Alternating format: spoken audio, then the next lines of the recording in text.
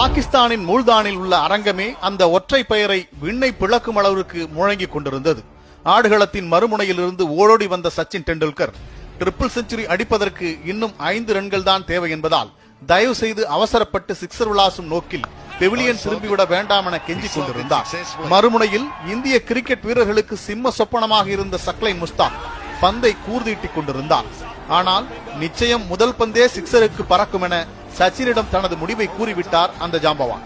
இவனை திருத்த முடியாது என புலம்பிக் கொண்டே அண்ணாந்து பார்த்து தனது சக நண்பருக்காக வேண்டிக் கொண்டார் சச்சின் டெண்டுல்கர். இந்திய வரலாற்றில் தடம் பதிக்க இன்னும் சொற்பரங்களே உள்ளன என்கிற பதற்றமெல்லாம் அந்த வீரருக்கு துளியும் இல்லை. சொன்னபடியே சக்லைன் முஸ்தாக்கின் பந்தை கிரீஸில் இருந்து வெளியேறியபடி லெக் திசையில் ஓங்கி அடிக்க அரங்கமே எழுந்து நின்று கைதட்டியது.